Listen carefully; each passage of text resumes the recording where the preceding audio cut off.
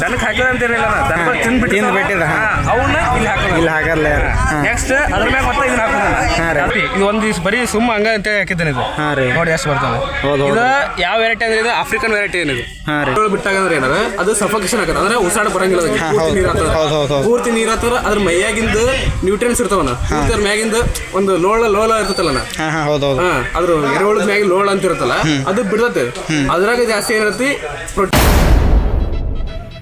ನಮಸ್ಕಾರ ರೀ ಸಮಸ್ತ ಕನ್ನಡದ ಕುಡಿಗಳಿಗೆ ಜೀವ. I am good. I hope ಎಲ್ಲರೂ ಆರಾಮದ್ರೆ ತಿಳ್ಕೊತೀನಿ ಗಾಯ್ಸ್. ಇವತ್ತು ಸ್ಪೆಷಲ್ ವ್ಲಾಗ್ ಏನಪ್ಪ ಅಂದ್ರೆ ಬಿಜಾಪುರದ ಕೃಷಿ ಮೇಳ ಐತ್ರಿ. ಇವತ್ತು ಆಯ್ತಾರ ಜನವರಿ 4, 5, 6 3 ದಿನ ಐತ್ರಿ ಕೃಷಿ ಮೇಳ ಗಾಯ್ಸ್. ಈ ವ್ಲಾಗ್ ಬಂದ್ಬಿಟ್ಟು ಸ್ಪೆಷಲಿ ರೈತರಿಗೋಸ್ಕರ ರೀ. ಯಾಕಂದ್ರೆ ಕೃಷಿ ಮೇಳ ಐತಲ್ಲ, ಯಾರ್ಯಾರು ರೈತರ ಫ್ಯಾಮಿಲಿ ವ್ಲಾಗ್ ನೋಡತ್ರಿ ಎಂಡ್ ಮಟ್ಟ ನೋಡ್ರಿ, ನಿಮ್ಮ ಮನ್ಯಾಗ ಯೂಸ್ ಆಗ್ತೈತಿ, ನಿಮ್ಗೆ ಯೂಸ್ ಆಗ್ತೈತಿ ಗಾಯ್ಸ್. ಈಗ ಪ್ರೆಸೆಂಟ್ ಏನೇನು ನಡೆದೈತ್ರಿ, ಏನೇನು ಮುಂದುವರೆದ ತಂತ್ರಜ್ಞಾನ, ನಾವು ಅದು ನೋಡಿ ಕಲಿಯಮತ್ರಿ, ಅದನ್ನು ನಮ್ಮ ಹೊಲದಾಗ ಅಳವಡಿಸ್ಕೊಳ್ಳಮ್ರಿ. ಅಲ್ಲಿ ಏನೇನು ಇರ್ತದ, ಏನೇನು ಇರಲ್ಲ, ಏನೇನು ಇರ್ಬೋದು ಎಲ್ಲ ತೋರಿಸ್ನೇತ್ರಿ. ನಾನು ನೋಡಿದ್ನೇತ. ಈ ವ್ಲಾಗ್ ಎಂಡ್ ಮಟ್ಟ ನೋಡ್ರಿ. ಸೊ ಗಾಯ್ಸ್, ಈಗ ಕೃಷಿ ಮೇಳಕ್ಕೆ ಬಂದೀವ್ರಿ. ಇಲ್ಲೆಲ್ಲ ಟ್ರಾಫಿಕ್.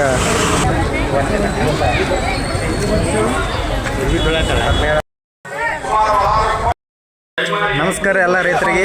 ಈಗ ನಮ್ಮ ಶರತಣ್ಣವರು ಈಗ ನಮ್ಗೆ ಇದೇನು ರೂಪಾಯಿ ಎಲ್ಲ ವರ್ಮಿ ಕಂಪೋಸ್ಟ್ ಅಂದ್ರೆ ಎರೆಹುಳ ಘಟಕ ಅಥವಾ ಮತ್ತು ಉತ್ಪಾದನೆ ಘಟಕ ಅದ್ರ ಬಗ್ಗೆ ಎಕ್ಸ್ಪ್ಲೇನ್ ಮಾಡ್ತಾರೆ. ಎಲ್ಲ ಒಂದೊಂದಾಗಿ ಹೇಳ್ತಾರೆ, ನೋಡ್ರಿ ತಿಳ್ಕೊರಿ. ಮಾಡ್ಬೋದು ಅಂದ್ರೆ ಯಾರು ಥರ ಮಾಡ್ಬೋದು. ಫಸ್ಟ್ ಹೇಳಿದ್ದು ಪಿಟ್ ಅಥವಾ ಮಡಿ ಅಂತೇಳಿ. ಎರಡನೇದು ಇಟ್ಟಂಗಿ ಅಂಕಣ ಅಂತೇಳಿ. ಇನ್ನೊಂದು ಗುಂಪು ಮಾದರಿ ಅಂತೇಳಿ. ಇನ್ನೊಂದು ಪ್ಲಾಸ್ಟಿಕ್ ಮಾದರಿ ಅಂತೇಳಿ. ಎರಡನೇದೇನಿದೆ ಇದು ಇಟ್ಟಂಗಿ ಮಾದರಿ ಇದು ರೀ. ಫಸ್ಟ್ ಏನದ 35 ಫೀಟ್ ಇರ್ಬೇಕಣ್ಣ. ಹಿಂಗ್ರಿ 35 ಫೀಟ್ ಇರ್ಬೇಕು. ಆಗಲೇ ರೀ. ಆಗಲ್ಲ 3 ರಿಂದ 4 ಫೀಟ್ ಇರ್ಬೇಕಣ್ಣ. ಯಾಕಂದ್ರೆ ನಮ್ದು 3 ರಿಂದ 4 ಫೀಟ್ ಅಂದ್ರೆ 2 ಅಡಿ ಇರ್ತದೆ. ಹೌದ್ರಿ. 2 ಅಡಿ ಅಂದ್ರೆ ಕೈ ಬರುತ್ತೆ. ಜಾಸ್ತಿ ಹಾಕೋದ್ರೆ ಸ್ವಲ್ಪ ನಮ್ಗೆ ಎಲ್ಲ ತೆಗಿಯಕ ಅದು ಭಾಳ ಕಷ್ಟ ಆಗುತ್ತೆ.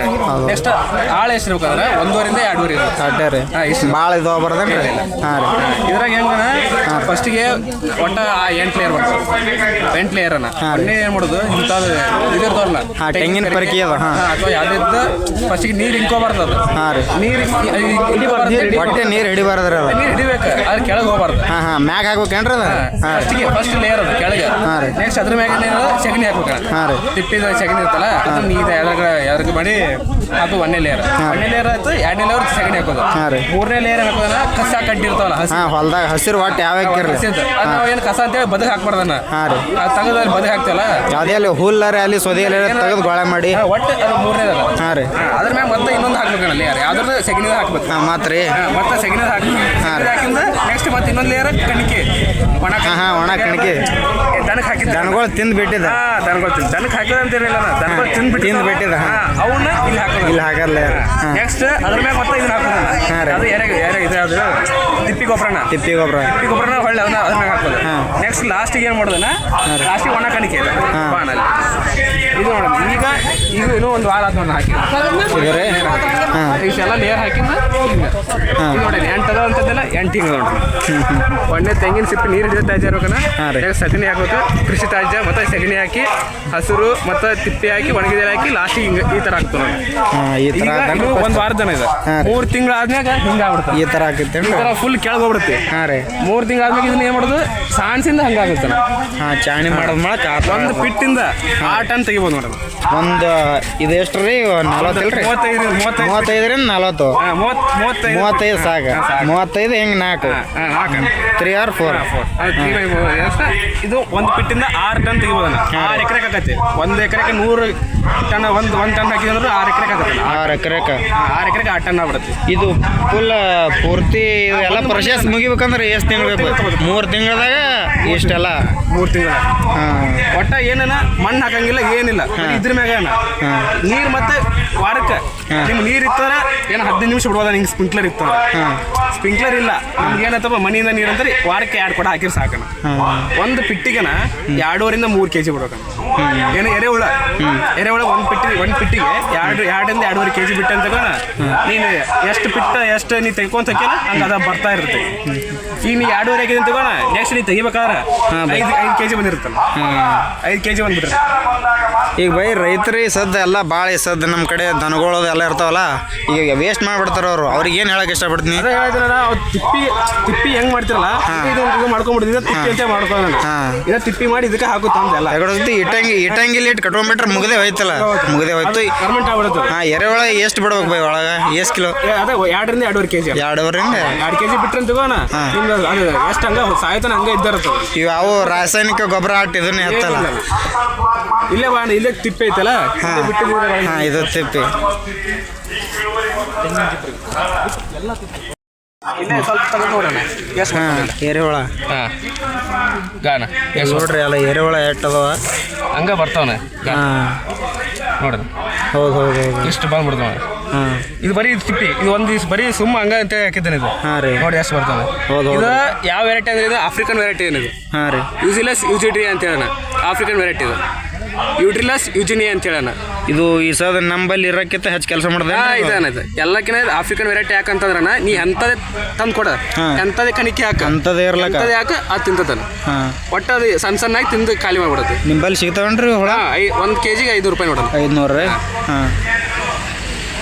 ಅಂದ್ರೆ ಈ ಸದ್ದ ನಂಬಲ್ಲಿ ಇರೋಕ್ಕಿಂತ ಇವು ಸ್ವಲ್ಪ ಅದಕ್ಕಿಂತ ಹೆಚ್ಚು ಕೆಲಸ ಮಾಡ್ತಾವ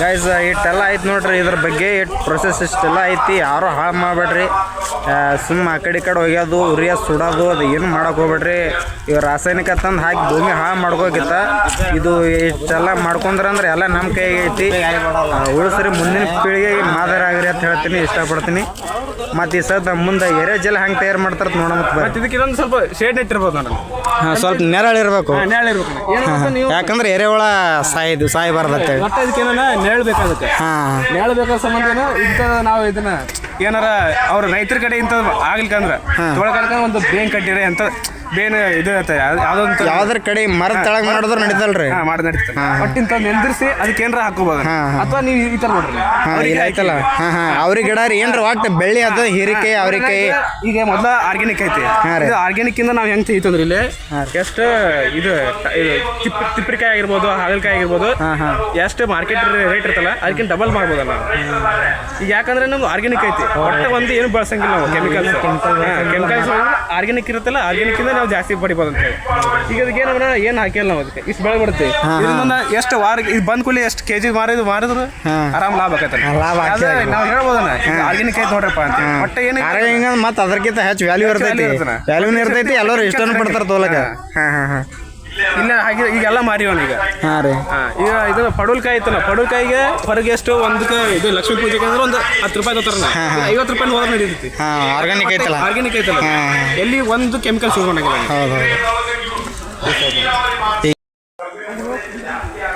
ಗೈಸ್ ನೋಡ್ರಿ ಸದ್ದ ಎರೆಜಲ ಹಂಗೆ ತಯಾರು ಮಾಡ್ತಾರತ್ತ ಎರೆಜಲ ಘಟಕಕ್ಕೆ ಬಂದಿವಿ ಬರೀ ಸದ್ದ ಅದೇಟ್ ತಿಳ್ಕೊಂಬತ್ತ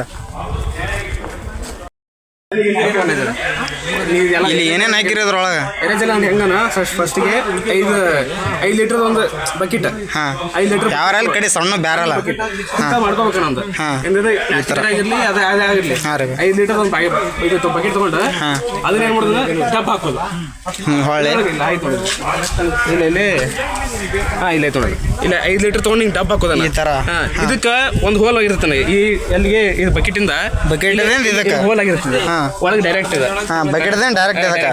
ಫಸ್ಟ್ ಈಗ 1ನೇ ಲೇಯರ್ ಹಾಕೋದಂದ್ರೆ ಹಿಂಗ್ ಮುಚ್ಚಿ 1ನೇ ಲೇಯರ್ ಇದನ್ನ ಹಾಕೊಳ್ಳೋದನ್ನ ಕಡಿ ಹಾಕೊಳ್ಳೋದು ಕಡಿ ಅದ್ರ ಮ್ಯಾಗ ಮಣ್ಣಿನ ಮ್ಯಾಗ ಇನ್ನೊಂದ್ ಸ್ವಲ್ಪ ಏನಾರ ಯಾವ್ದು ಹಾಕೋಬೋದನ್ನ ನೆಕ್ಸ್ಟ್ ಇದರಿಂದ 5 kg ಇದು ಬರ್ಬೇಕಣ್ಣ ಏನ ಎರೆಹುಳು 5 ಕಿಲೋ ರೀ ಪೂರ್ತಿ ನೀರ್ ಹಾಕಿಸಣ ಎರೆಹುಳು ಬಿಡುದು ಅವಾಗ ಎರೆಹುಳು ಬಿಟ್ಟಾಗ ಅಂದ್ರೆ ಏನಾರ ಅದು ಸಫಕೇಶನ್ ಆಗತ್ತೆ ಅಂದ್ರೆ ಉಸಾಡ ಬರಂಗಿಲ್ಲ ಪೂರ್ತಿ ನೀರ್ ಹಾಕಿದ್ರ ಅದ್ರ ಮೈಯಾಗಿಂದ ನ್ಯೂಟ್ರಿಯನ್ಸ್ ಇರ್ತಾವನ ಅದ್ರ ಮ್ಯಾಗಿಂದ ಒಂದು ಲೋಳ ಇರ್ತಲ್ಲ ಅದ್ರ ಎರೆಹುಳದ ಮ್ಯಾಗ ಲೋಳ ಅಂತ ಇರುತ್ತಲ್ಲ ಅದು ಬಿಡ್ತತೆ ಅದ್ರಾಗ ಜಾಸ್ತಿ ಏನಿರತ್ತಿ ಪ್ರೋಟೀನ್ಸ್ ಅಯಾನ್ಸ್ ಕಂಟೆಂಟ್ಸ್ ಎಲ್ಲ ಇರ್ತಾವಲ್ಲ ಖನಿಜ ಲವಣಗಳು ಇರ್ತಾವ ಅವು ಏನ್ ಮಾಡೋದು ಅವು ಹೊರಗೆ ಬಂದ್ಬಿಡ್ತಾವ ಎರೆಹುಳದಿಂದ ಅವನ್ ಏನ್ ಮಾಡೋದು ಇಡುದನ ಅವು ಎಷ್ಟು ದಿನ ಇಡ್ತೀವಿ ನೋಡೋಣ ಅಷ್ಟು ಜಾಸ್ತಿ ಹೋಗ್ಕೊಂತ ಬಂದ್ ಇಲ್ಲಿ ಶೇಖರಣೆ ಶೇಖರಣೆ ಈಗೆಲ್ಲ ತೆಗ್ದಿವನ ಈಗ ಮತ್ತೆ ಹೊಳ್ಳಿ ನಾವು ಮಾಡ್ಬೇಕು ಈಗ ತೆಗೆದು ಇದ್ರಾಗ ಹಾಕಿವನ ಈಗ ಅದ್ರ ಹಾಕ್ಯನ್ರಿ ಅದರಿಂದ ಯೂಸ್ ಏನ್ರಿ ಅದು ಯಾವ ತರ ಸ್ಪ್ರೇ ಮಾಡ್ಬೇಕೇನು ಭೂಮಿ ಬಿಡ್ಬೇಕು ಭೂಮಿಗೆ ಅಂದ್ರೆ ಹೆಂಗಂದ್ರೆ ಒಂದು